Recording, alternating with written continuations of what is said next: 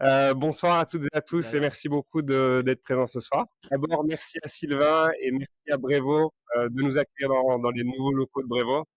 Ce soir, on est toujours sur le même format que d'habitude, donc deux présentations. Donc, on aura Sylvain qui est VP AI ici chez Brevo, qui va nous faire le plaisir évidemment de nous parler des solutions sur lesquelles ils ont travaillé ces derniers mois. Et la deuxième présentation, on aura Louis, qui est le fondateur d'Optimia. Bonjour tout le monde.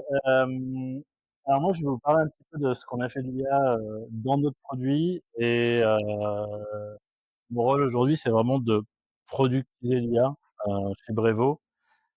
Qu'est-ce que ça veut dire pour moi? Je mets ça un peu en opposition avec l'usage à des fins d'optimisation des process internes. D'accord? Donc là, on parle vraiment de comment est-ce que dans notre produit, nos utilisateurs utilisent l'IA. Petit retour très rapide sur Brevo. Donc Brevo, on est une solution CRM 360 avec un historique très tourné sur le marketing, la gestion des campagnes, mais on fait aussi tout un pan d'activités sur la gestion du CRM de nos clients, de la gestion des processus de vente.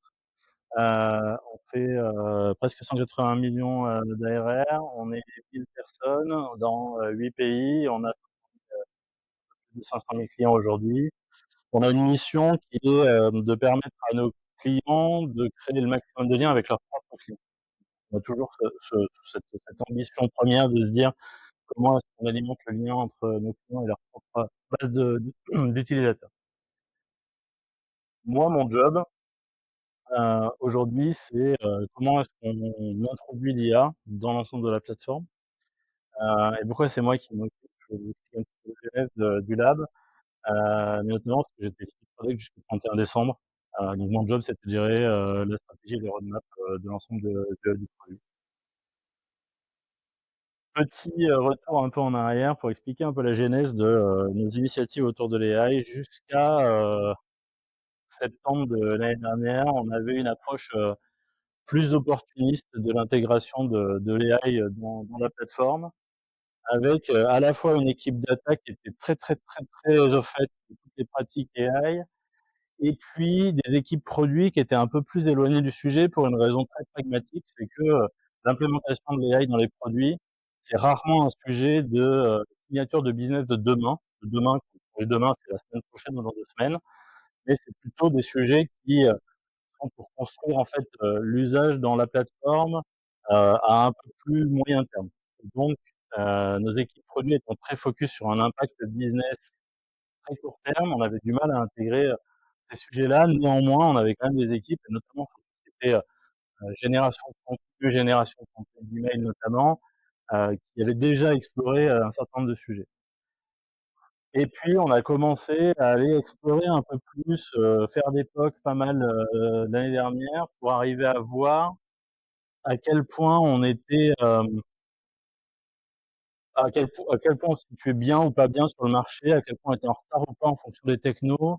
Et on a fait beaucoup d'expérimentations sur la fin de l'année, ce qui nous a amené à avoir notamment une expérimentation qui est un point un peu pivot chez nous, qui est la naissance de GPTO, qui est d'abord un outil interne, qui en fait est devenu un agent dans notre structure d'agents, qui était tout d'abord un truc pour une personne de l'équipe data qui avait besoin de traduire les conversations qu'elle pouvait avoir avec d'autres personnes dans la boîte, pas forcément super fluent en anglais, et avait besoin d'un peu d'aide pour discuter avec le reste des autres personnes. Donc, elle avait monté son petit bot, ça a été utilisé par d'autres personnes. On a commencé à brancher un rack dessus avec nos informations de Health Center. On a commencé à brancher nos outils de support. Les équipes de CX ont commencé à poser des questions sur comment je dois répondre à mon utilisateur s'il me pose telle ou telle question. Et d'un seul coup, ce produit est devenu relativement central dans les usages, dans les cas d'usage d'AI chez Brevo, avec de plus en plus de besoins, avec des besoins sales qui a besoin d'aller chercher des machines d'information, ainsi de suite. Et ça a commencé à nous donner un petit peu des pistes sur ce qu'on pourrait faire. On a commencé à expérimenter aussi des stacks, des frameworks pour pouvoir choisir un peu la techno qui était nécessaire. que ça nous a permis, c'est de bien arriver à comprendre ce qu'on pouvait faire avec les stacks qui commençaient à être un peu sérieusement matures sur le marché. Et mature sur le marché de l'AI aujourd'hui, et notamment des agences, c'est quand même un grand mot. Mais en tout cas, commencer à se conforter sur quelles technos on pouvait commencer à voir et à prendre pour, en fait, mettre à disposition des premiers agents pour nos clients. Et c'est aussi là où on a commencé à utiliser de manière un peu plus avancée LangChain notamment, la suite d'outils qui va autour, pour pouvoir accélérer. Pourquoi est-ce qu'on a décidé d'accélérer? Parce qu'on s'est rendu compte déjà qu'on commençait à avoir des outils qui étaient des outils, des frameworks qui étaient sérieusement matures. J'ai commencé à l'évoquer. Quand on compare un peu ce que nous, on est capable de faire aujourd'hui en quelques semaines par rapport à ce que pouvaient faire les acteurs l'année qui s'est écoulée ou les 2 années qui se sont écoulées, on se rend compte qu'aujourd'hui, on peut aller beaucoup, beaucoup, beaucoup, beaucoup plus vite pour faire la même chose, non pas parce qu'on est plus intelligent, mais parce qu'on a des outils qui sont plus faciles d'accès et beaucoup plus structurés. On commençait aussi à voir que sur le marché, il y avait quelques preuves d'appétence autour de ça et nous, on est plutôt pragmatique dans nos approches. On a besoin de se dire que, en fait, faut que je remonte le micro. Je vais le faire comme ça. C'est mieux comme ça. Donc on commençait à avoir un petit peu de maturité sur le marché et on s'est dit que c'était aussi un bon moment. Et puis on avait des preuves internes, on commençait à savoir de quoi on parlait, on commençait à avoir un petit peu de maturité techno chez nous. Et là en fait c'est présenter 4 possibilités. Le premier c'est on fait comme on faisait jusque-là, on distribue et on espère qu'il y a des initiatives qui naissent. Mais bon, on savait que ça marchait pas forcément assez vite, en tout cas pour nous. L'autre sujet, c'est on stoppe les roadmaps en cours. Et je sais qu'il y a quelques boîtes qui ont fait des grandes communications sur cette approche-là. Sauf que nous, on fait plus de 30% de croissance année après année. J'ai commencé à dire à mes clients que j'allais arrêter les roadmaps pendant 6, 12, 18 mois. Pas certain que mon CEO ait bien apprécié cette approche-là. Le troisième qu'on a expérimenté et pour lequel on a travaillé avec quelques partenaires, c'est externaliser en fait la mise en place de toutes ces initiatives.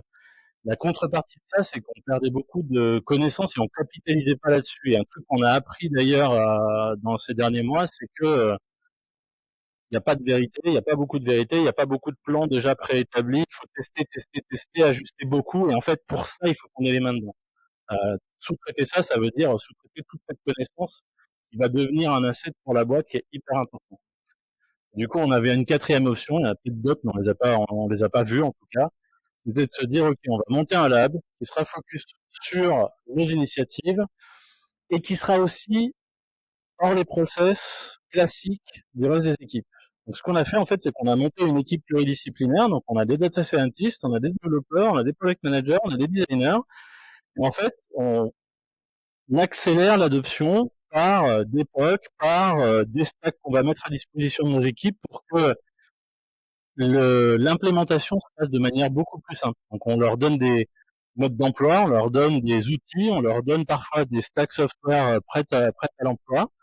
L'idée c'est de trouver le juste milieu entre on permet aux équipes d'apprendre ce qu'elles vont devoir faire demain parce que globalement l'ensemble des équipes produits vont devoir intégrer de l'IA d'une façon ou d'une autre sur le long terme, tout en ne leur faisant pas perdre trop de temps sur des sujets qui ne sont pas leur première priorité aujourd'hui. Les objectifs, c'est quoi? C'est petit, rapide, pour vraiment pouvoir expérimenter très, très, très vite. Parce qu'un truc pour lequel on était persuadé, qui nous a été très largement validé récemment, c'est que on peut passer 12 mois à expérimenter tant que c'est pas dans les mains de nos utilisateurs, on connaît pas les comportements. Et nous, on a 500 000 utilisateurs et on voulait pouvoir exploiter cette opportunité pour commencer à voir comment, dans des grands ensembles, ce qu'on était en train de bâtir pouvait se comporter. L'objectif pour nous, c'est d'abord de considérer que l'IA, c'est pas un truc qui fonctionne tout seul par magie, qui est complètement transparent et nos utilisateurs, ils ont plus rien à faire demain, mais c'est plutôt le copilote qui va bosser avec nos utilisateurs. Donc ça veut dire trouver les bons moyens de leur donner les bons outils, de leur donner la bonne data pour qu'ils puissent prendre des décisions et réduire en fait tout ce qui va être point de friction en général. tout en respectant un truc qui est hyper important depuis toujours chez Brevo, qui est, on veut quelque chose qui soit simple et hyper accessible. Notre persona type, le premier persona de Brevo depuis toujours, c'est le small business, c'est le petit entrepreneur dans des petites équipes. Et lui, c'est pas un expert du marketing, c'est pas un expert du CRM, on a besoin de lui donner des outils qui sont accessibles. La deuxième cible pour nous, c'est des clients de plus grande taille, mais avec des petites équipes malgré tout, qui ont pour autant pas une expertise XXL sur leur sujet. Donc c'est vraiment important pour nous de garder cette facilité d'accès et de pas faire de l'IA soit un outil qui est juste shiny, soit un outil qui est un peu trop compliqué à implémenter. Rapidement, on bâtit une plateforme qui a vocation à être scalable. Alors on a un enjeu, c'est qu'on a beaucoup d'utilisateurs, donc lancer un truc qui marche qu'à moitié, c'est un peu compliqué. On veut faire une IA qui soit vraiment identifiable dans le produit. Donc, ce que ça veut dire, c'est que moi, je crois pas du tout au côté cacher l'IA dans un coin. Il faut vraiment expliquer ce qui se passe, montrer à l'utilisateur la valeur pour qu'il puisse ensuite être encore plus, qu'il puisse valoriser encore plus ce qu'apporte l'IA chez nous. Ça, c'est le troisième point, c'est un point qui est un peu plus récent, c'est d'aller au-delà de l'aspect conversationnel. Ok, on a GPT compagnie qui est cool. Nous, on a pris le parti de commencer très vite sur une stack conversationnelle d'abord, et puis des interactions avec le produit, mais qui passent de toute façon par le conversationnel. Le constat qu'on fait, c'est qu'en fait, on n'est jamais plus pertinent que par une expérience qui est vraiment embarquée dans le produit. Et c'est 1000 fois plus efficace aujourd'hui d'avoir, quand on fait de la génération de templates, quand on fait de la recommandation de segments, des choses qui sont vraiment embarquées dans l'expérience utilisateur et pas qui passent par, par un. Euh, non, c'est bon, j'entendais du bruit là-bas. Mais... Quelques petits exemples là, de trucs qu'on a lancés rapidement. Donc, un point à savoir, c'est que on a pas mal expérimenté fin d'année. On a monté le lab en janvier. On a lancé la plateforme début avril. Grosso modo, on a eu 2 mois et demi pour lancer une première itération dans un environnement assez costaud.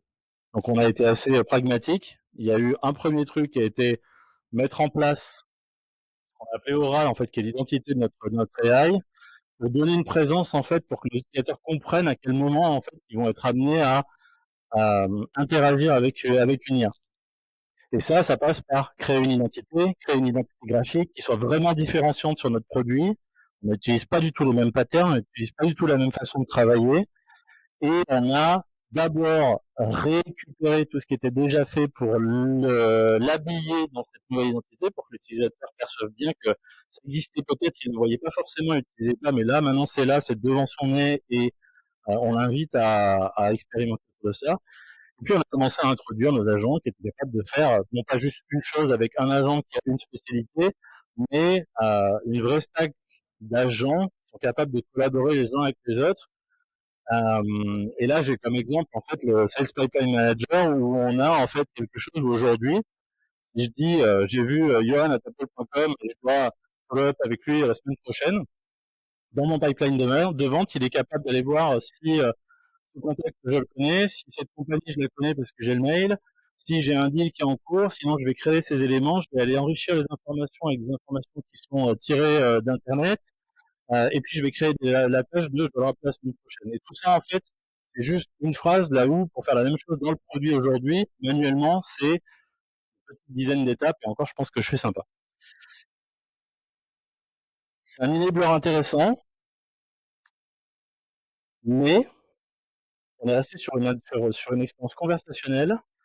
Quand on fait une démo et qu'on amène ça dans les mains de nos clients, il y a un effet un peu magique qui est très très intéressant. Et ce qu'on constate aussi, c'est que c'est un peu compliqué et que l'utilisateur, il va pas penser de lui-même à aller taper ce genre d'instructions et à imaginer que le système fera ça en autonomie. Et ça aussi, ça fait partie des gros learnings qu'on a eu, c'est il faut l'amener, il faut lui apprendre, il faut le former à utiliser quand même ce genre de choses. Le côté un peu transparent, ça marche pas à tous les coups, et l'éducation de l'utilisateur, ça reste un truc important. Donc, on a lancé l'IA chez nous, on a lancé sans product marketing au départ, volontairement pour comprendre que l'utilisateur ferait de lui-même sans qu'on le pousse et sans qu'on lui montre du doigt, ce qu'il a besoin de faire. Et, Et c'est intéressant parce que ça nous permet de voir dans quelle mesure on est capable d'avoir une opération passive avec un utilisateur qui va deviner ou qui va utiliser de lui-même les outils. Voilà. Un peu de vanity metrics, mais en gros, la conclusion du lancement du lab, c'est qu'on investit 50 millions sur 5 ans. On va recruter une vingtaine de personnes d'ici à la fin de l'année. Et un enjeu dans la vélocité, c'est de multiplier par 10 la vélocité de release de ce qu'on est capable de faire dans le lab pour les équipes produits. On continue un petit peu, mais j'en parlais tout à l'heure. Donc, on a lancé en 2 mois et demi les premières expérimentations. L'avantage d'avoir 500 000 utilisateurs, c'est qu'on peut très très vite mesurer les impacts et voir où est-ce que ça marche et où est-ce qu'on doit corriger un peu le tir. Et un point important, c'est que très très vite, on mesurait la satisfaction de ce qu'on apportait à nos utilisateurs pour voir si la valeur qu'on imaginait apporter était la bonne. Tous les paris n'étaient pas forcément positifs, mais en tout cas globalement, on a eu un super accueil. Là-dessus, je voulais juste revenir sur un point. J'ai discuté avec pas mal de boîtes qui s'inquiétaient d'être un peu en retard. Moi, je suis assez convaincu qu'aujourd'hui, on a quand même un timing qui est particulièrement favorable parce que, justement, ce que je disais tout à l'heure, il y a 2 ans, faire de l'IA, c'était un peu compliqué, il n'y avait pas beaucoup d'outils, c'était pas très accessible et c'était très expert. Aujourd'hui, ça devient beaucoup, beaucoup, beaucoup plus accessible. On peut aller très, très vite avec des petites équipes, on le voit, hein.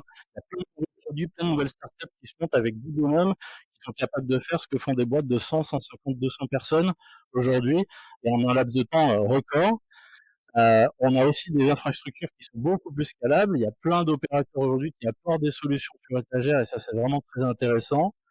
Un point important à pas négliger, c'est que c'est pas du software classique qu'on est en train de faire. Alors, c'est peut-être un peu une porte, j'enfonce un peu des portes ouvertes ici, mais on passe probablement quasiment la moitié de notre temps à aller faire de l'ajustement des comportements des agents. Et ça, c'est hyper, hyper challenging parce que ça nécessite de bien monitorer, de bien mettre en place toute la surveillance et d'être aussi très veloce dans notre capacité à modifier les comportements, à ajuster ça pour que ça puisse tenir la route et être aussi sous contrôle. Voilà. Et puis du coup, on croit très très fort à l'architecture Agentic, c'est pareil qu'on a fait aujourd'hui. Pourquoi? Parce que c'est hyper scalable, ça nous permet d'aller très très vite, ça nous permet de monter des nouvelles capacités en l'espace de 24 heures, et ça c'est vraiment un point qui est hyper important. Les choix techno qu'on a fait, alors, on est parti depuis très longtemps sur l'on-chain, on a quand même fait des explorations sur des frameworks plus récents. Alors, il y a des frameworks qui sont sur le papier un peu plus performants. Le choix qu'on a fait de l'on-chain, c'est un choix aussi un peu raisonné, c'est qu'on s'est dit le framework qu'on veut mettre en place, les LLM évoluent, tout va très vite et on a des modèles qui sont de plus en plus pertinents, performants. Mais on voulait que la structure qui permette d'utiliser ça soit suffisamment stable pour que dans 2 ans, on se dise pas il faut qu'on casse tout et qu'on recommence, au moins sur les fondations. Autour de tout ça, on veut un modèle qui soit super flexible. Et ce qu'on a vu, c'est que l'on-chain globalement suit très très très bien toutes les tendances de marché, va très très vite sur les nouvelles capacités, peut se connecter à tous les modèles globalement qui sortent aujourd'hui sur le marché, euh, tout en restant quelque chose de relativement stable. Alors, la contrepartie, quand on compare à certains autres frameworks, c'est que c'est un peu moins performant que certaines approches un peu plus récentes. Mais le pari, il est pas tant sur le truc super performant dans le framework que sur la pertinence des réponses qu'on va pouvoir apporter à nos utilisateurs. Le deuxième point, c'est comment est-ce qu'on se connecte à l'écosystème. On a commencé à mener pas mal d'expérimentations sur le fait de brancher notre propre MCP pour pouvoir aller un peu plus directement permettre à nos outils de communiquer avec notre propre écosystème. La vocation derrière, c'est aussi de mettre à disposition ces sujets-là pour nos clients. Et puis, il y a un point qui est hyper important, j'en parlais tout à l'heure, on doit beaucoup travailler sur le refinement de tous les prompts régulièrement. Ça nécessite de pouvoir le monitorer, de pouvoir clairement voir ce qui se passe. Le choix qu'on a fait, c'est de partir sur l'Anxious dans notre cas, qui nous permettait à la fois d'avoir une vue 360 sur les coûts, sur la performance, et puis de pouvoir rentrer un peu plus dans le détail des comportements, de voir un petit peu la dépendance interagent, à quel moment on allait perdre en fait de la pertinence, à quel moment on allait avoir des hallucinations dans nos comportements. pour pouvoir assez vite refine le comportement de nos agents. Et j'en parlais tout à l'heure, le choix de la stack agentique, c'est vraiment un choix un peu pragmatique. C'est vachement plus facile de maintenir plein de petites entités qu'un énorme modèle, et on va beaucoup plus vite comme ça. Et j'ai éteint la télécommande, non? Je sais pas si on a le temps pour la démo, je sais pas combien de temps on a. Ouais, c'est bon? C'est 5 minutes, donc je sais pas trop si on a 5 minutes, mais je vais au moins montrer une petite partie. Je vais arriver à le lancer, ça marche? Je fais ça? L'idée, c'est de rendre un peu le truc concret et la façon dont on avait implémenté dans la plateforme. Si, c'est bon, regarde. Donc ça, c'est une démo que j'avais fait à mon équipe il y a 3 semaines. Enfin, la boîte. La démo est pas... Aujourd'hui, en fait, on a beaucoup tourné autour du conversationnel, autour d'Aura et de sa présence. Et l'idée, là, c'est de pouvoir se dire, OK, je vais poser des questions et je vais lui permettre de faire des actions qui sont centrées sur les capacités de la plateforme. Donc, évidemment, on fait de la gestion de contact, évidemment, on fait de la gestion de liste, et tout ça, en fait, ça nous permet de laisser à l'utilisateur la possibilité de faire beaucoup plus rapidement tous ces enregistrements. Là, par exemple, on a la création d'un contact, on va avoir la création d'un des listes. J'aurais bien voulu avancer un peu plus vite la démo, parce que je pense que c'est peut-être un peu long pour l'exercice. Là, je vais vouloir manipuler mes listes, je vais pouvoir interagir, rajouter des informations sur la structure même. C'est un point qui est intéressant, c'est-à-dire que créer des objets dans la plateforme, c'est relativement simple. Créer des éléments de structure, c'est un autre défi parce que c'est beaucoup plus sensible. Commencer à créer de nouveaux attributs sur des contacts, on touche quand même à des opérations qui sont nettement plus sensibles pour le contexte de nos utilisateurs. Et là, ça nécessite d'avoir des agents qui hallucinent le moins possible. On va le dire plutôt comme ça.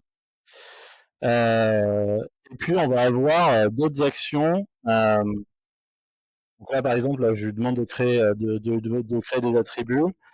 C'est une démo qu'on avait fait live, qui nous permettait de pouvoir enrichir l'OCRM directement, potentiellement en masse sur pas mal d'éléments. On voit un élément qui est assez important, c'est au moment où on a fait la démo, on a changé de suivi. On a commencé à introduire toute la partie Human in the Loop, qui est un sujet qui est vraiment touchy aujourd'hui, qui est vraiment pas facile à implémenter.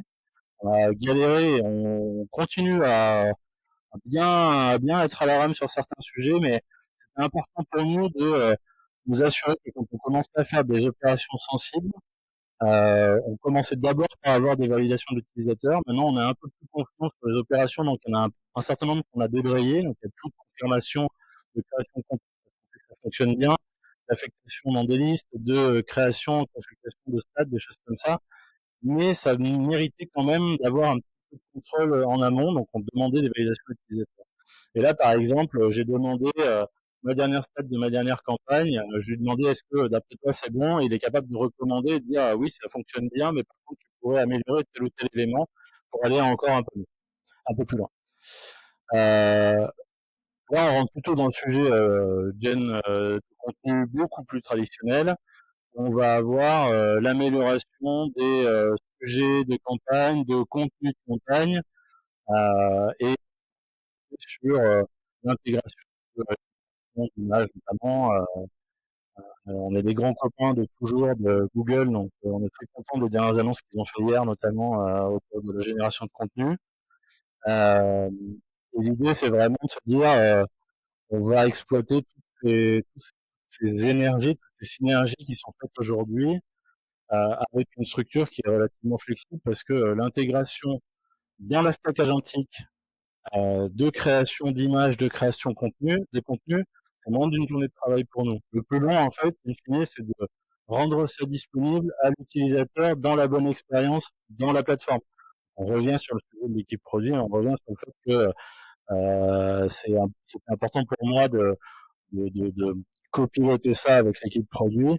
Ça permet d'aller à la fois un peu plus vite et de faire pas mal de trade-off. Donc là, on a toutes les fonctionnalités d'envoi au meilleur moment qui sont aussi à pouvoir par nos agents. Et là, c'est la petite démo, c'est ce que j'expliquais tout à l'heure sur j'ai vu un de mes prospects, je veux le recontacter la semaine prochaine, et on a toute la démo qui est liée à ça. Je pense qu'on va pas le laisser terminer jusqu'au bout, pour se laisser un petit peu de temps de questions, mais c'était pour vous donner une petite aperçu de ce qu'on avait pu mettre en place dans la plateforme. Est-ce que ça marche si je fais suivant? Voilà. La suite, c'est quoi? La suite, c'est on améliore tout ce qu'on a fait déjà et c'est déjà pas mal de boulot. C'est travailler plus en profondeur sur les expériences embarquées, j'en parlais tout à l'heure, donc sortir du systématiquement du chat et trouver la bonne expérience utilisateur pour que l'utilisateur retrouve son bénéfice. Et on explore de plus en plus sérieusement les éléments un peu plus autonomes des agents pour supprimer les actions qui sont vraiment pas utiles de l'utilisateur. On sait, mais ça veut dire driver ça par l'utilisateur, ça veut dire le laisser en contrôle et lui donner le niveau d'information qui est nécessaire par rapport à ça. C'est tout pour moi. Vous avez mes coordonnées et on peut passer aux questions. Merci.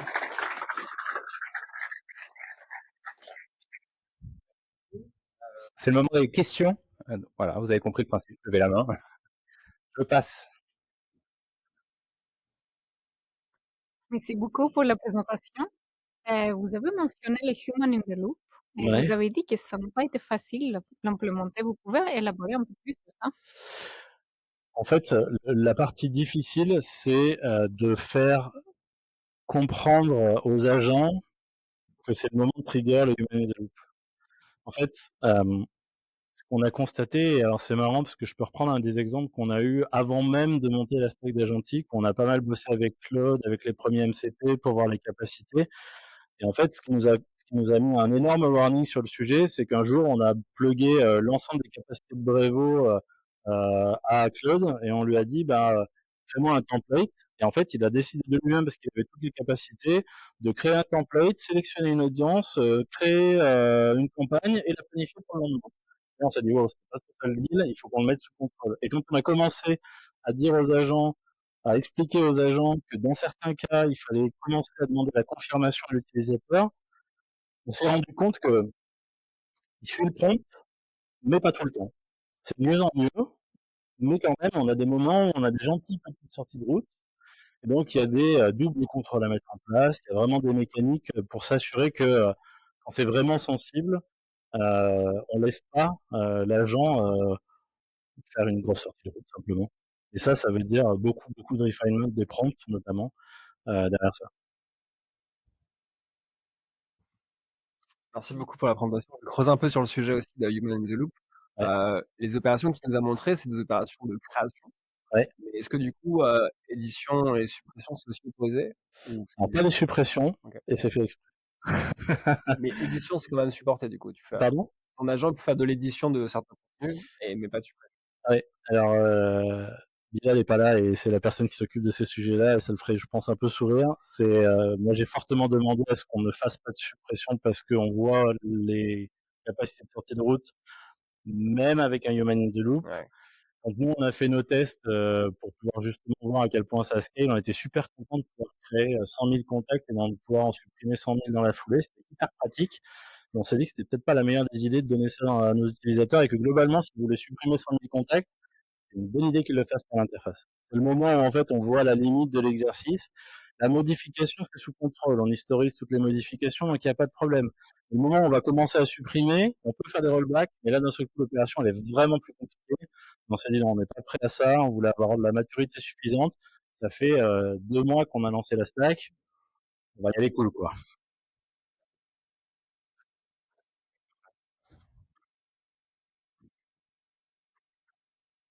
Merci pour la présentation. Je vais juste revenir à ce que tu disais au début où vous vous êtes rendu compte qu'il n'y avait peut-être pas spécialement de valeur ajoutée à donner accès à une interface chat à vos utilisateurs sur toutes les fonctionnalités parce qu'ils ne savaient pas quoi utiliser. Ouais. J'ai vu dans la démo qu'il y avait à chaque réponse, l'agent proposait plusieurs solutions. Ouais. Est-ce que ça fait partie un peu du guide et in fine, est-ce que tu te dis pas peut-être que le chat n'est pas spécialement nécessaire et que avoir peut-être des chemins un peu C'est exactement ça. En fait, OK. c'est exactement ce que je disais, c'est que le chat, il est adapté dans certains cas. Typiquement, ce qui marche hyper bien chez nous, je me pose une question sur comment utiliser la plateforme, je sais pas comment configurer un élément, je vais le demander, ça marche très bien. Et en fait, il y a même des effets un peu waouh, c'est que les agents ont même la capacité de configurer des trucs à la place de nos clients.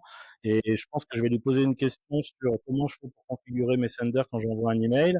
Et il me dit, bah, file-moi ton sender et je vais te le configurer pour toi. Assez intéressant comme approche. Donc, on va pas le débrayer ça parce que ça apporte une valeur et ça raccourcit un peu le chemin. Néanmoins, l'utilisateur, c'est pas son intention première. Là, il demande de l'aide, on lui dit, bah, attends, je vais le faire pour toi et c'est cool. Ok, très bien, parfait. Il y a plein d'éléments où en fait, le chat est moins adapté. Là, c'était pratique pour nous. En gros, on a focus nos efforts sur le sujet. On s'est dit: «On va apprendre sur cette base-là et ensuite on va itérer et on va trouver les bons touch points». On commence à avoir d'autres éléments d'expérience, notamment sur la partie enrichissement de données, où on pense des expériences qui sont plus adaptées sur, je vais chercher de l'information, je présente mon résultat à l'utilisateur et je demande des actions de confirmation en fonction de ce que je vais avoir. Mais la solution du chat, c'est clairement pas la solution magique à tous les problèmes. D'accord.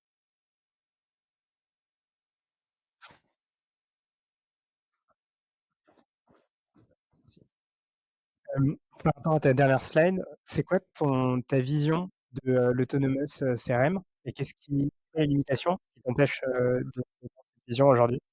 Des techniques, La première, c'est toutes les sorties de route dont on parlait tout à l'heure. Je pense qu'aujourd'hui, quand on voit la taille des prompts qu'on doit sortir pour avoir des agents qui sont sous contrôle, je me dis qu'on est très loin d'avoir une plateforme qui est complètement autonome. Ça, c'est des discussions qu'on a eues au début de c'est quoi la vision qu'on a de l'AI chez Brevo. En expérimentant, en regardant un petit peu les pratiques, peut-être qu'on arrivera sur quelque chose de plus en plus autonome, et même de 100% autonome, j'y crois pas beaucoup parce qu'en fait, il y a besoin de beaucoup trop de verrous, beaucoup trop de contrôle et qu'in fine, on va beaucoup plus vite en apportant le bon niveau de valeur à l'utilisateur, mais en lui laissant la main. Et au pire, on va lui donner plus d'informations pour qu'il soit capable d'actionner, ça c'est important. Mais le 100% autonome, on le voit sur plein de trucs, c'est intéressant sur les coding assistants, des choses comme ça. Malgré tout, on voit aussi que les sorties qu'on peut avoir et les problèmes qu'on peut créer en parallèle de la valeur, ils comptent un peu dans la boucle. Moi, j'ai des utilisateurs qui, quand ils me demandent de créer un contact, ils s'attendent à ce que le contact soit créé tel quel, pas un truc avec une hallucination qui traîne au milieu de la boucle, quoi. Je pense que la techno aujourd'hui va maturer, hein. Je pense qu'on va aller de plus en plus vers des choses qui sont de plus en plus matures, mais on en a encore un peu de chemin. Derrière le poteau, du coup.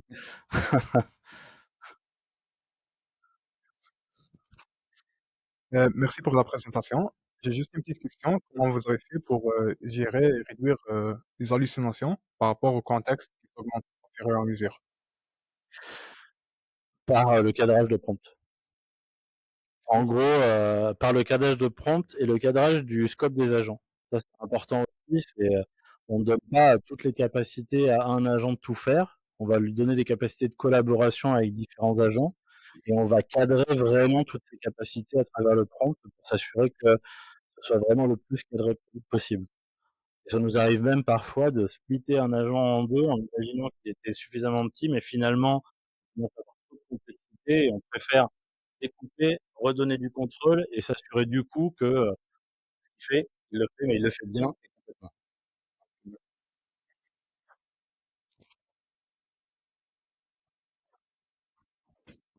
Bonjour, merci pour la présentation. J'avais 2 questions. La première, c'est est-ce que l'agent du coup, si le contact existe alors je suis pas utilisateur de Brevo, donc je connais pas très bien le Ouais. produit, mais je me dis dans un CRM, si je crée un contact et qu'il existe déjà, ou qu'il a été renseigné par un collègue avec certaines informations, qu'est-ce qui se passe? Est-ce qu'il est capable du coup de détecter que le contact existe déjà Ouais. et de le mettre à jour ou d'enrichir l'information avec de l'information qu'il va trouver sur le web? Je sais pas, je dis: «J'ai rencontré une personne, c'est un lead potentiel». Est-ce qu'il est capable d'aller chercher de l'information sur le web pour enrichir? Parce que c'est une fonctionnalité Ouais, de et ben en fait, c'est exactement ça. Alors, l'avantage, c'est qu'en fait, nos agents ils utilisent nos API. Donc, nos API, elles ont déjà des couches de contrôle. Quand on dit je crée un utilisateur s'il existe déjà, bah non, il ne crée pas l'utilisateur s'il existe déjà. Par contre, on va traiter le cas. C'est-à-dire, s'il existe déjà, qu'est-ce que tu dois faire en conséquence? Et ça, en fait, toute la partie planification, quand il y a une instruction qui est donnée, il y a aussi toute une phase de planification, découpage des différentes tâches. Là, ce que j'expliquais sur la partie sales, c'est une première étape de j'ai une instruction, je vais commencer à découper tout ce que je peux faire en petites entités, Je vais aller voir si mon contact il existe. Si mon contact il existe, je vais pas le créer. Je vais aller voir si les informations supplémentaires sur le contact que m'a fourni l'utilisateur, je les ai déjà quelque part. Sinon, je vais les ajouter. Et puis, la partie enrichissement chez nous, c'est automatique. Donc, je vais aller chercher des informations pour rendre plus up-to-date le contexte en question et son contexte. OK. Donc ouais, ça, c'est vraiment du matching exact. Si jamais la personne a mis, je sais pas, une faute de frappe ou quelque chose comme ça, vous êtes capable de le gérer aussi via les API qui existent déjà. Exactement. On a exactement les mêmes comportements. C'est-à-dire qu'en fait, là, l'avantage, c'est qu'on est quand même sur des choses qui sont du software un peu plus traditionnel. Et la mise en consistance des records, elle est assurée par cette stack-là. Et la deuxième question, sur le nombre d'utilisateurs, vous mentionniez 500 000, Ouais. je crois, il me semble, au début. Et du coup, sur combien d'utilisateurs au global, combien d'utilisateurs utilisent vraiment le chat et combien, donc c'est 500 000 qui utilisent le chat, mais c'est quoi le ratio en fait Alors, c'est pas 500 000 qui utilisent aujourd'hui la plateforme. Ok. On a à peu près 10% qui ont vraiment accès à l'ensemble des fonctionnalités. On a des progressive rollout en fonction des fonctionnalités. Et aujourd'hui, de manière complètement autonome, on est entre 2 et 5% en fonction de taux d'utilisation naturelle. C'est-à-dire que les fonctionnalités exposées, sans pousser l'utilisateur à adopter la fonctionnalité, on est entre 2 et 5% en fonction des features. Et là, en fait, on va commencer à les mesurer à un autre sujet, c'est qu'on va commencer à introduire beaucoup plus de product marketing pour aider à comprendre, aider à découvrir un peu plus loin, et on va apprendre l'extra mile qu'on doit faire pour justement passer du passif à l'utilisateur actif qui vient avec une intention. Moi, j'avais une petite question sur la récupération de la donnée pour pouvoir améliorer les prompts. Alors, la vidéo est allée un peu vite, donc je me demandais si on proposait à l'utilisateur dans le chat de valider, enfin, de dire si ça s'est bien passé, mal passé, comment on a un peu le feedback de l'utilisateur sur ce qui a été fait. Ma question qui suit, elle est complètement liée. Si on n'est pas dans une expérience de chat, mais que c'est plutôt utilisé dans le produit d'une autre manière, comment on peut récupérer l'information de ce que l'utilisateur a pensé? Alors, on n'a pas inventé l'eau chaude là-dessus. Tu le vois pas sur la vidéo parce que ça a été introduit entre-temps. On a fait à peu près ce que fait le marché, c'est-à-dire on demande si le résultat, la réponse de l'agent est accurate ou pas, à travers des pouces en haut, pouces en bas. Et en fonction de ça, on récupère du feedback. Et nous, pour le coup, à chaque fois qu'on a un feedback qui nous est remonté, on analyse, on regarde le comportement, on essaie de voir pourquoi l'utilisateur était content ou pas content, dans les deux sens d'ailleurs. Notamment, on a un contexte très international, donc avec plein de langues différentes. Et ça nous permet de voir un petit peu dans le contexte de nos utilisateurs qu'est-ce qui fait qu'il a été plus ou moins content. On a plein de retours sur la partie gestion des sujets dans les campagnes, hyper intéressant, et ça nous permet de voir, dans le cadre du contexte de nos clients, qu'il a fallu aller un peu plus loin en allant chercher les tendances de tous les sujets qu'ils mettaient dans ces campagnes pour essayer d'avoir le même ton de voix, pour essayer d'avoir une approche un petit peu plus similaire, pour se rapprocher en fait de ce que lui il est capable de produire et pas sortir un truc qui est un peu générique comme ça a pu être le cas au début. Ça, c'est vraiment un point qui est hyper important sur cette phase d'analyse-là. On a du monitoring opportuniste, on va aller voir un petit peu ce qui se passe dans les sessions, on va regarder comment ça se passe. On a toute cette partie de feedback où je suis content, je suis pas content, je te fais un feedback, et nous, on s'en sert comme une donnée vraiment précieuse parce qu'il y a une intention utilisateur. Merci. Et du coup, petite question là-dessus. Une fois qu'on fait un petit peu le feedback, on va vouloir peut-être changer un prompt. Comment est-ce que vous faites pour gérer le fait qu'il n'y ait pas de régression et que c'est pas un petit peu n'importe quoi? C'est un Avec une vaste série de sujet, tests, ça. comment ça... Ouais, c'est un vaste sujet. On a quelques batteries de tests aujourd'hui, mais on fait beaucoup, beaucoup, beaucoup de tests manuels encore aujourd'hui. Pourquoi? Parce que ça fait assez peu de temps qu'on est sur le sujet et qu'on veut vraiment pouvoir tester par nous-mêmes et pas laisser des tests se faire tout seuls. On a quand même monté quelques stacks de tests qui sont assez intéressantes. Je trouve la logique assez intéressante d'avoir des jeux de tests qui sont joués, des réponses qui sont analysées par des LLM pour voir si la réponse est évaluée comme étant pertinente. Néanmoins, nous, on a besoin d'apprendre, donc on veut le faire nous d'abord. Voilà. Est-ce que quelqu'un a une autre question?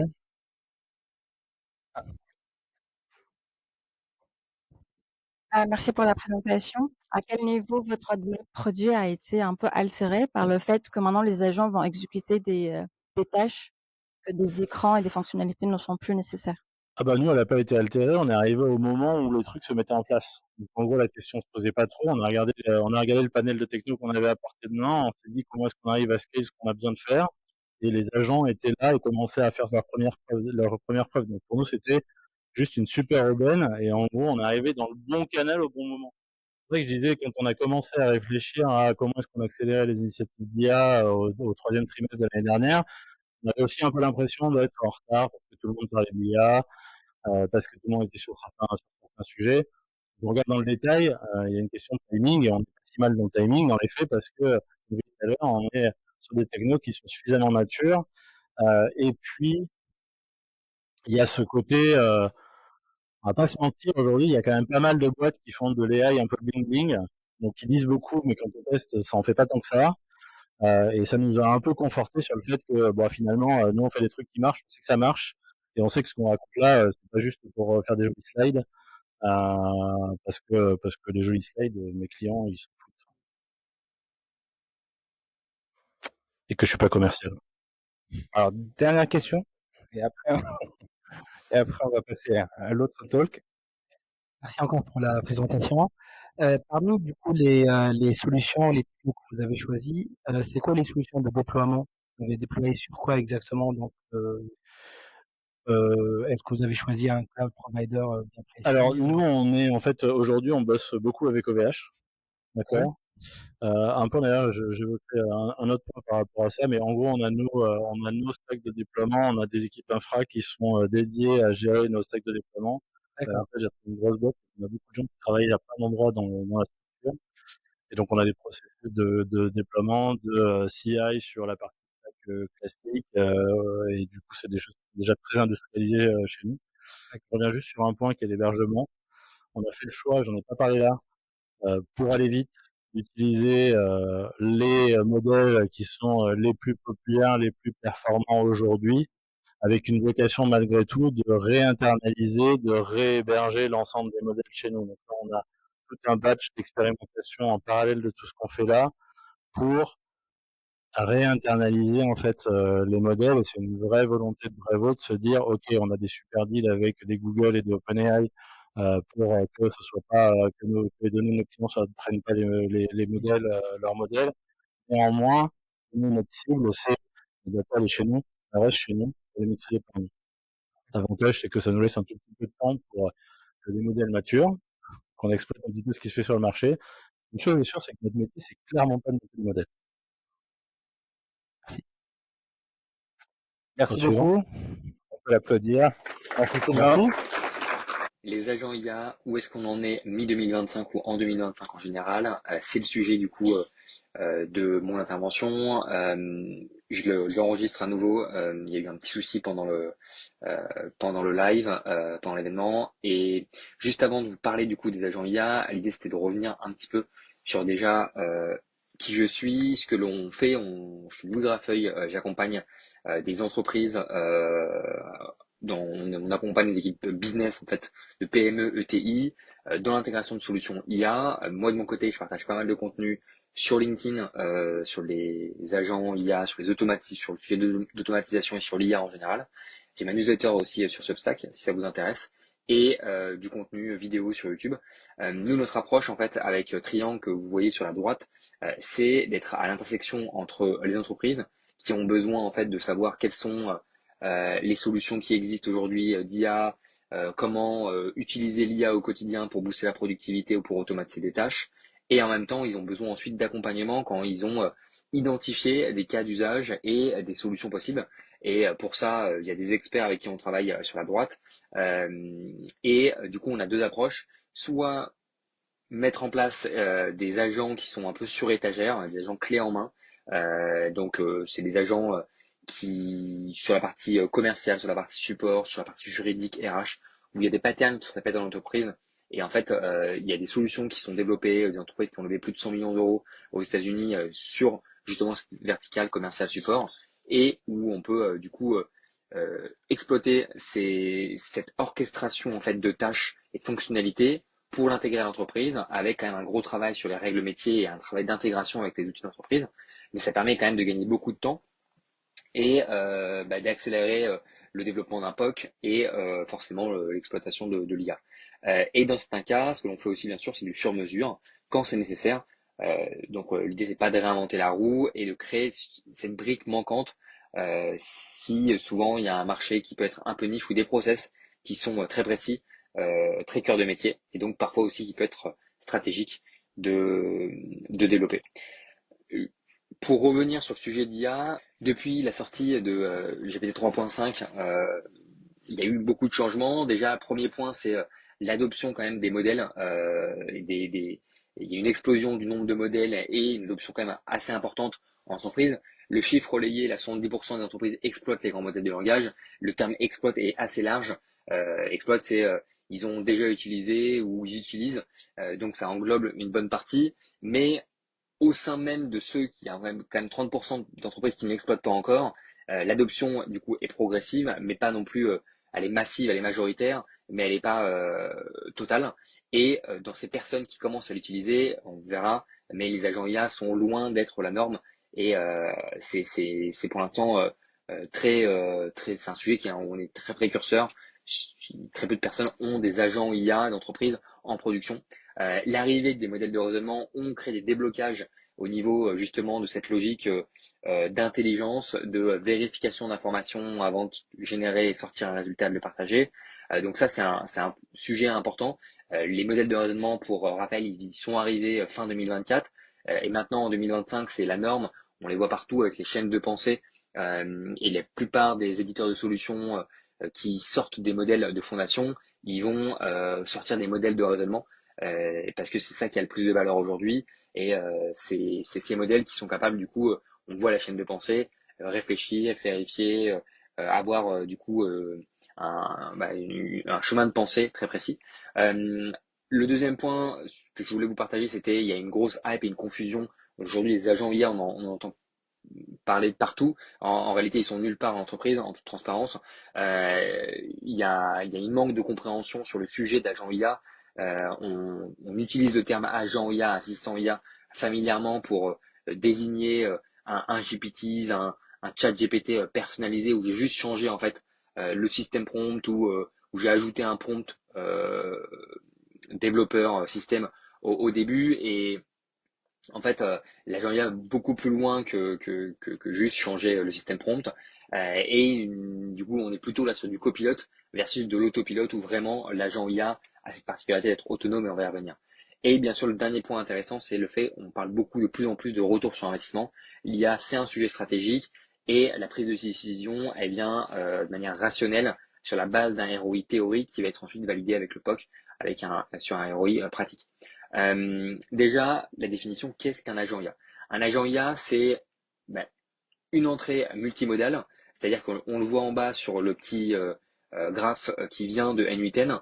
Là, ici, j'ai mon chat, donc là, l'entrée va être textuelle, mais dans le chat, je pourrais drag and drop des images, de la vidéo, je pourrais faire un vocal, de l'audio. Donc, en réalité, c'est multimodal. On a cette logique de raisonnement, d'instruction. Alors le raisonnement ici, c'est pas forcément un modèle de raisonnement, mais c'est des instructions où le modèle d'IA va suivre une logique, plan d'action, de réflexion en boucle autonome. Je vais revenir dessus. Il y a le troisième point, c'est l'utilisation d'outils, c'est-à-dire que cet agent, il ne fait pas, se base pas uniquement sur un modèle de fondation d'IA, mais il va aussi utiliser des outils à sa disposition. Des outils soit par API, directement un appel API à des solutions, des apps tiers qui sont nécessaires pour permettre au modèle, à l'agent de récupérer du contexte, de récupérer de l'information, ou aussi à des sous-workflows, des sous-agents, et avec l'arrivée de MCP, de plus en plus avec du coup une connexion MCP qui permet d'avoir plein d'outils derrière. Et le dernier point, c'est la mémoire court terme, long terme, via des bases de données vectorielles. Donc, c'est ces 4 points en résumé, vraiment grosse maille sur les agents IA. Et en réalité, un agent IA, c'est beaucoup plus complexe que ces 4 points, même si quand on va utiliser des outils comme N8N, où l'idée c'est de mettre ici en avant cette solution qui est très efficace pour mettre en place des agents IA, il y a quand même beaucoup plus de complexité. Ici, on voit 4 blocs qui peuvent apparaître. au centre, du coup, l'agent IA. Sur la droite, c'est les actions, les outils dont on parlait. Mais dedans, il peut y avoir des actions de recherche web, d'API simple, de knowledge retrieval, de RAG. Et donc ça, c'est beaucoup plus compliqué parce qu'en fait, le RAG, ça peut être des pipelines de RAG vraiment avancés. Et en fait, on va beaucoup plus loin qu'un simple appel API comme on pourrait penser sur des actions. Sur la partie verte en haut, c'est la partie mémoire. Et donc sur la partie mémoire, je vous parlais un petit peu de mémoire court terme, long terme, mais en fait, la mémoire court terme, dedans, il y a l'historique de conversation, il peut y avoir aussi du cache. Et donc, on va avoir un coût qui est moins important quand on va utiliser du cache ou pas. Et la mémoire long terme, beaucoup plus difficile aujourd'hui, et c'est un des points faibles. On va y revenir. Mais c'est beaucoup plus complexe que ce qu'on peut imaginer. La partie multimodalité, la partie planning, donc réflexion, raisonnement, décomposition en tâches, etc. Et le point super important à avoir en tête, c'est que je vais revenir sur la distinction entre un workflow IA et un agent IA. Le workflow déjà basique, c'est concrètement, j'ai un programme qui est exécuté de manière très déterministe, prédéfinie, avec une logique booléenne, c'est-à-dire que c'est un déclencheur, ensuite je réalise une action, s'il y a peut-être une condition, s'il se passe ça ou s'il y a telle valeur, alors je vais faire telle action, sinon je vais faire ça, etc. etc. Donc c'est fiable, c'est rapide, c'est simple à mettre en place, c'est très rigide et du coup souvent c'est dans un cas très précis. Et un exemple, c'est envoyer une notification Slack dès qu'il y a un nouveau lead, par exemple, entrant sur HubSpot. Ensuite, il y a la logique de workflow IA. C'est très similaire, sauf que on a toujours cette logique déterministe, mais on va faire appel à un modèle d'IA par API. Donc à ChatGPT grossièrement, à Claude, à Gemini. Et donc, on va ajouter une couche d'intelligence à cette logique très déterministe booléenne, cette logique un peu floue. Et donc, ça permet de booster vraiment notre workflow. Ça qui est très puissant, notamment, et de pouvoir gérer des règles un peu plus complexes. C'est-à-dire que là, quand je vous disais les conditions, s'il se passe ça, alors on fait ça, en fait, souvent, on va avoir une valeur qui est très stricte. L'avantage avec les workflows IA, c'est que on va vraiment être dans une logique de pouvoir faire une analyse de notre input, de notre entrée qui est partagée à un modèle. Il va ensuite pouvoir déterminer potentiellement le bon chemin à prendre ou en tout cas les bonnes valeurs à extraire pour poursuivre le workflow. Donc ça, c'est assez intéressant. Un exemple ici, c'est par exemple, je vais analyser, scorer intelligemment avec l'IA, donc mettre un scoring sur mon lead pertinent par rapport à une série de variables, et notamment pas seulement des variables comparatives de valeurs brutes où je vais mettre un plus 5 si il y a moins de X salariés ou plus de X salariés. Là, on va vraiment être dans aussi dans des scorings intelligents, donc qualitatifs et pas seulement quantitatifs. Et je vais router du coup après ce lead vers mon CRM. Et le dernier point, c'est l'agent IA. L'agent IA qui est vraiment un programme autonome pour réaliser des tâches non déterministes. Donc, on a cette logique floue en plus de probabiliste en fait avec les modèles d'IA et l'autonomie, avec donc un peu cette boucle rétroactive où l'agent va itérer pour atteindre un résultat avant de juger qu'il a terminé, qu'il a atteint l'objectif et de poursuivre. Donc ça, c'est pertinent dans une logique de tâches vraiment évolutives, dans un environnement très dynamique, puisque l'agent va être capable de s'adapter et de suivre du coup le prompt pour générer un résultat. Donc on a ici un raisonnement qui est très comparable à un humain, ce que l'on peut faire, mais ça a beaucoup de faiblesses, notamment le fait que ce soit moins prévisible en termes de résultats, des coûts qui sont plus élevés, une maintenance aussi et un travail à faire pour que ce soit en production qui est beaucoup plus fort.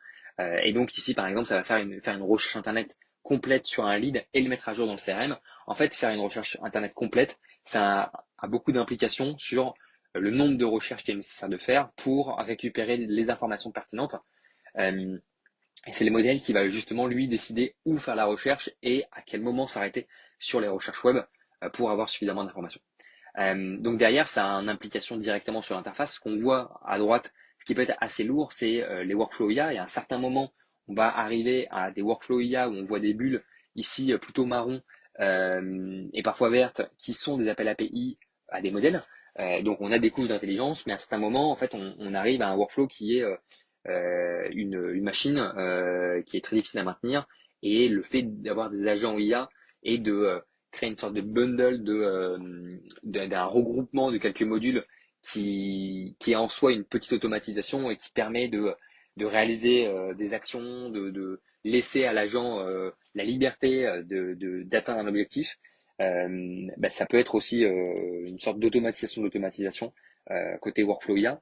Et à gauche, c'est plutôt ce que l'on va retrouver en termes d'interface sur un agent IA, où ce que l'on voit en fait, c'est on a un supervisor qui va déléguer à un agent IA, qui est le software engineer, une tâche qui va ensuite reboucler avec le supervisor et ensemble, ils vont itérer pour atteindre un objectif.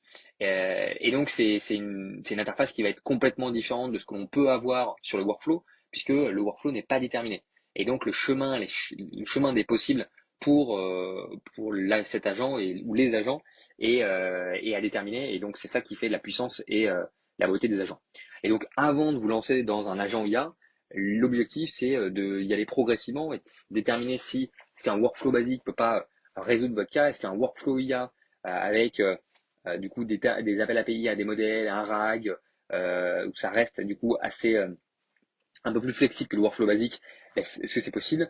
Ensuite, sinon, vous pouvez passer à l'agent IA et potentiellement à un multi-agent du coup pour être capable de traiter des tâches complexes ou lourdes, puisqu'un seul agent IA, si vous commencez à l'équiper de plusieurs outils, à partir de 3, 4, 5 outils, ça dépend, mais on va dire plus de 4 outils, il commence à être débordé, grosso modo, parce que il a beaucoup de possibilités et il peut se perdre dans certains cas et utiliser le mauvais outil. Donc ça peut être un peu plus compliqué dans certains cas. Cette phrase, je l'apprécie beaucoup. Les LLM, ils sont pas déterministes, ils sont probabilistes. Et donc, nous, quand on a un business, on cherche à avoir des process qui sont très déterministes, qui vont pas bouger, où il n'y a pas d'aléatoire. Et donc, pour ça, en fait, il faut contraindre au maximum un agent IA. Et donc, être dans cette logique de workflow ou de workflow agentique, c'est le plus sain.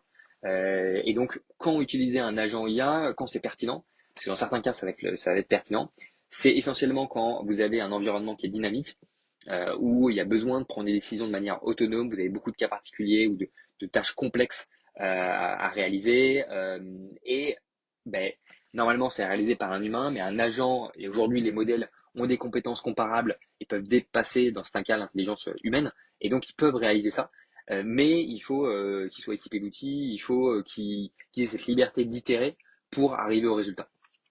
Et donc un bon exemple, c'est support client, où on a un environnement très dynamique. En entrée, on a une valeur qui est assez aléatoire, hein. La personne, elle peut nous demander une question de FAQ basique, d'éditer un document, ou quelque chose qui n'a rien à voir et qui ne mérite presque même pas une réponse du support. Comme si le chat écrivait, marchait sur mon clavier. Donc voilà, c'est des éléments qui est difficilement anticipables. Un agent vocaux, c'est la même chose. Et je vous prenais la recherche web, l'agent web avec l'exemple que je vous partageais juste avant, c'est le même cas.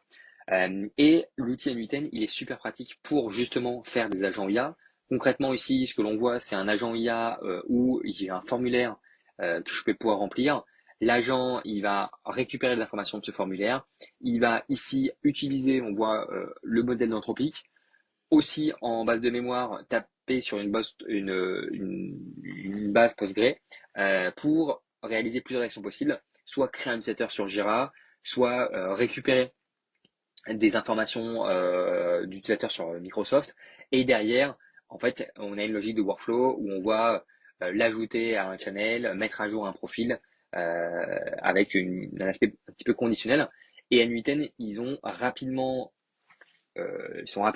partis sur cette logique d'agent IA. Et du coup, pourquoi choisir N8N? Principalement, pas mal de raisons, je vous en présente 8 ici. Le premier point, c'est que c'est déjà open source. Donc, il y a une grosse communauté active qui partage des templates. Vous pouvez exécuter vos workflows sur votre ordinateur en local ou sur vos propres serveurs. C'est self-hosté, faire du self-host. Donc ça, c'est très puissant, notamment pour des entreprises qui ont des enjeux de sécurité de données et qui veulent avoir un contrôle total. De base, en fait, c'est un outil qui a plus de 500 intégrations prêtes à l'emploi, et donc c'est très puissant pour en fait, pour vous gagner du temps et faire des intégrations avec des apps tiers. Il a bien sûr la possibilité d'exécuter du script, de lancer les sous-workflows, et donc il y a une logique de réutilisable. Le monitoring, il est aussi inclus de base avec des logs, du alerting, etc. Le point à noter aussi important, c'est le coût, notamment par rapport à d'autres outils qui sont un peu no-code, low-code d'automatisation et qui permettent de faire des agents IA. Aujourd'hui, il y a deux grandes familles d'outils. Il y a à la fois les outils existants de workflow, donc comme Zapier, Make et N8N en fait partie. Et puis après, il y a les orchestrateurs d'agents IA qui sont un peu les outils de nouvelle génération sur les agents IA, comme Relevance AI, comme Flowise, comme Crew AI, etc. Et l'avantage côté coût, c'est que N8N, vous avez payé au coût d'exécution de votre workflow en entier. Et donc, plus vous avez d'étapes, plus c'est rentable pour vous. Mais en tout cas, c'est pas en lien avec le nombre d'opérations que vous allez réaliser à chaque fois. Donc, si jamais vous avez 10 étapes dans votre workflow, dans certains cas comme Make ou Zapier, vous allez payer 10 opérations, ce qui peut vite, et ce qui va vite faire monter l'addition. Donc ça, c'est l'avantage. Et le dernier point super important, c'est le fait qu'il y a des fonctionnalités IA natives dans N8N, dont je vais vous présenter, notamment celle-ci.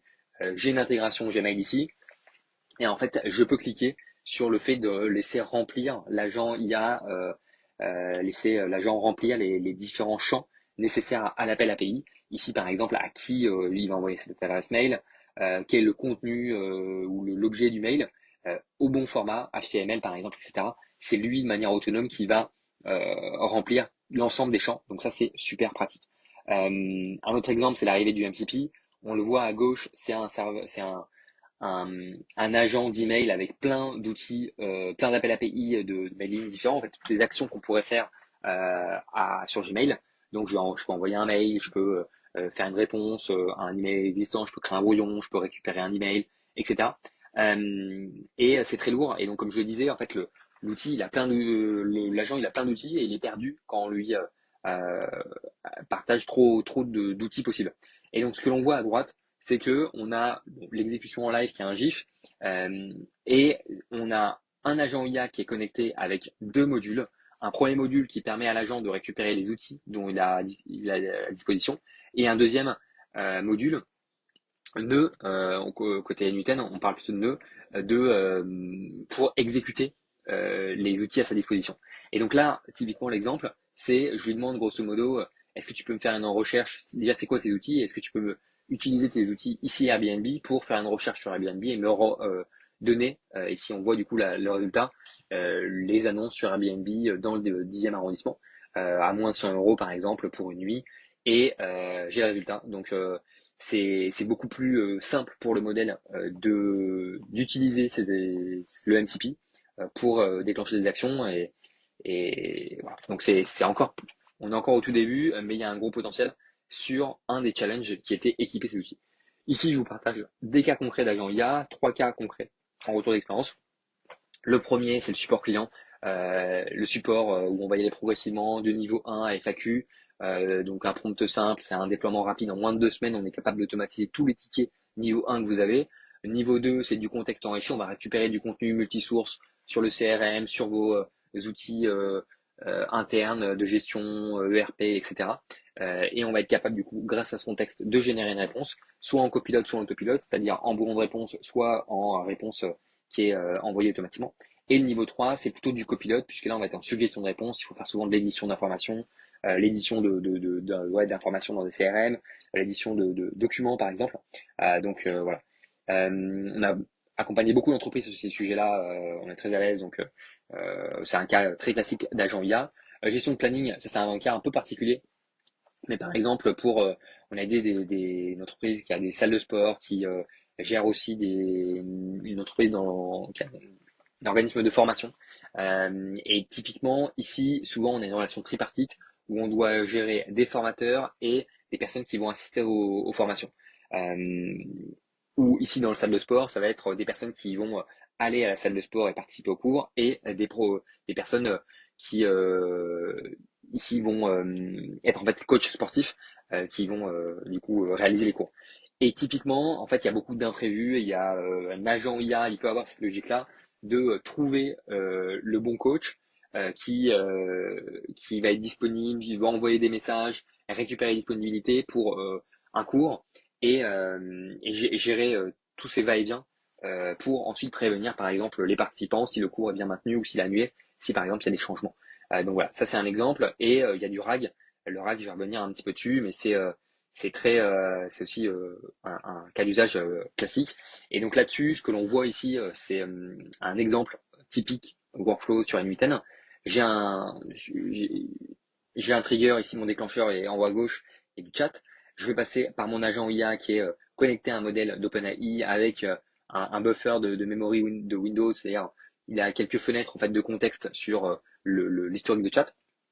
Et ce que je vais faire en fait sur Workflow du RAG, c'est que je vais faire appel à un outil de Vector Store qui est connecté du coup à OpenAI côté chat et à Pinecone pour les bases de données vectorielles. Et en fait, ce qu'on va faire, c'est que la demande de l'utilisateur, je vais l'embed grâce à OpenAI dans Pinecone pour récupérer faire une requête du coup sur les éléments les plus proches de ma requête utilisateur que je vais renvoyer à l'agent et qui va pouvoir récupérer pour générer une réponse. Et cet agent va faire appel à la base de données vectorielle ou pas, et il va décider du coup ou pas d'utiliser l'outil Vector Store à sa disposition. Donc ça, c'est un agent qui a la possibilité de faire du RAG ou pas. Donc voilà, c'est un cas classique. Un autre cas, alors ici il est parti sur Make, mais c'est une automation de mail avec un agent web. En fait ici c'est au milieu, et là on le voit en live, j'ai en fait un agent qui est capable d'aller remplir des formulaires et on a le recording qui est affiché. Ici, il va remplir le nom, le prénom, le message et envoyer le formulaire.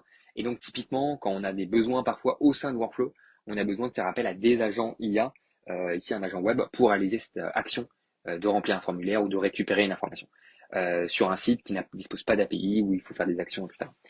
La création de contenu avec l'IA, c'est aussi assez classique. Ici, c'est sur l'interface de Relevance AI qui permet, pour rappel, un outil qui est un orchestrateur d'agents IA. Donc, je peux créer plusieurs agents IA qui communiquent entre eux. Ici, mon déclencheur, c'est WhatsApp. Je vais lui envoyer un vocal et il va créer du contenu directement ici sur Webflow en mettant, du coup, en remplissant l'ensemble des variables. Et là, j'ai mon élément, mon petit article qui est prêt sur mon site. Je vais assez vite, désolé, mais c'est des choses que vous pouvez retrouver sur mes contenus LinkedIn, YouTube, etc. Générer des rapports. Ici, on est toujours sur Relevance AI. J'envoie un message sur WhatsApp ou sur Discord, sur Slack par exemple. Donc, il y a un outil de messagerie grosso modo où je peux facilement communiquer sous format chat. Et je vais avoir par mail, on le voit ici, une série de Google Docs qui me sont envoyés avec énormément d'informations, des analyses concurrentielles où on va récupérer des avis sur Trustpilot par exemple, sur Google Avis. On va scraper le site du concurrent pour récupérer ses dernières actualités, pour faire l'analyse un petit peu aussi de son site, des dernières pages qu'il a ajoutées, des stratégies d'ads qu'il a pu mettre en place, etc. Donc c'est hyper complet et ça c'est un bon exemple d'un agent IA qui va multiplier du coup les appels, l'utilisation d'outils sur des sources diverses pour établir un rapport le plus pertinent en lien avec l'entreprise. Donc ça c'est un petit peu ce que ça peut donner sous le capot en workflow. Si c'est un workflow pour faire de la recherche avancée, un peu de deep research personnalisé, où on va multiplier les intentions de recherche, comme je venais de le dire, pour récupérer du contenu sur des sources et stocker tout ça sur le chat. Le point que je tenais à vous partager, c'est aussi l'évaluation des résultats. Ça, c'est super important. Et ça, c'est une grille d'évaluation que je tenais à vous partager sur du RAG. En fait, à un moment donné où il est hyper important on est dans cette logique d'itération, d'itérer par rapport aux inputs que vous avez et vérifier que l'output est bien correct. Et pour ça, cette grille permet en fait de déterminer deux choses. On a en l'axe du coup de recherche et à gauche la réponse du modèle. Ce que l'on a, c'est que par exemple, on va commencer par le vert en haut à droite. On a la recherche qui est correcte et la réponse du modèle qui est correcte. Donc là, c'est très bien, on a 55% de réponse correcte. En bas à droite, on a la recherche qui est correcte, mais la réponse qui est incorrecte. Donc là, il faut sûrement améliorer le prompt et en fait, on cherche ici à savoir où vient l'erreur. L'erreur, elle vient du coup du comportement de l'agent, de l'assistant, et on va du coup améliorer le prompt, changer les paramètres du modèle, etc. En haut à gauche, on se retrouve dans une situation assez délicate puisqu'on a une bonne réponse du modèle, on a un output qui est correct, mais en fait la recherche qui est incorrecte. Donc on a partagé un mauvais contexte à l'agent qui a réussi à retomber sur ses pattes et à nous générer une réponse correcte.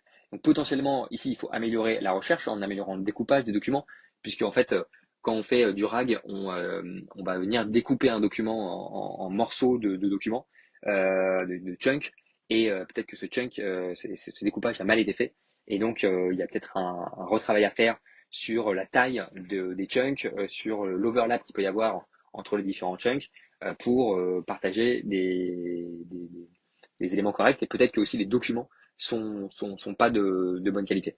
Voilà.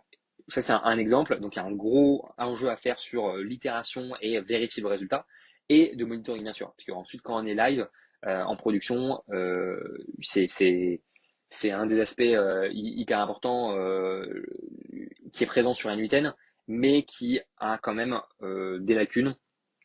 La visualisation, elle est limitée. On peut en voir ici un petit peu. On peut parcourir les différents axes, mais ça reste assez limité, les différents logs, les différentes exécutions du modèle. On peut mettre en place des alertings, un alerting personnalisé, etc. Mais en termes d'interface, on est loin de ce qui est agréable pour vraiment voir la logique de réflexion de l'agent, les différentes étapes, comme on le voyait ici, de recherche pour déterminer où il peut y avoir une erreur si le résultat est mauvais. Et donc aujourd'hui, il y a encore beaucoup de challenges et de limites. C'est-à-dire que en termes d'observabilité, on en parlait, c'est très limité, hein, sur les logs peu détaillés. Il y a un tracing qui est difficile de notre côté pour bien suivre correctement ce qui se passe et où il y a une erreur. Le scaling et les coûts des tokens, ça c'est très difficile. C'est-à-dire que on a la possibilité de mettre en place des LLM routers, par exemple, pour minimiser le coût des modèles, mais il est difficile d'anticiper le coût parce que le coût il est à l'usage par token. Dans ce cas, en fait, c'est pas rentable et c'est difficile d'anticiper le coût qu'on va avoir par token. Parce que quand on fait du RAG, par exemple, on va récupérer des morceaux de documents et ces morceaux de documents, ils vont peser en token. Et du coup, typiquement, c'est des choses qu'on peut difficilement anticiper. Donc, on peut difficilement anticiper le coût total de notre workflow par rapport à un coût humain ou de tâches. Voilà. Le troisième point, c'est la mémoire. La mémoire long terme, notamment, c'est très très difficile en fait. Et même la mémoire, même la fenêtre de contexte aussi au global, qui peut un peu rentrer ici dans la mémoire, c'est-à-dire que plus je vais partager de documents, plus je vais venir écraser la fenêtre de contexte et plus je vais réduire la précision de mon modèle. Et donc ça, c'est un gros souci puisque on a tendance, on peut se dire, je vais partager un maximum d'informations, mais en fait, ça va venir avoir un impact direct sur la performance et la précision du modèle en entier. Et le dernier point, c'est la partie Word Race, hallucination, donc les garde-fous à mettre en place dans vos cas, les hallucinations qui sont à limiter, donc peut-être parfois mettre en place cette logique de workflow agentique et donc d'étapes nécessaires pour empêcher au modèle de se comporter d'une certaine manière. Voilà, j'espère que vous avez apprécié la présentation et n'hésitez pas à me suivre sur le réseau ou à me contacter si vous avez des questions, avec plaisir. Je suis à votre disposition et bien sûr, vous avez ici, vous pouvez me retrouver facilement avec mon nom et prénom, Louis Grafeuil. Voilà. En plus, ciao.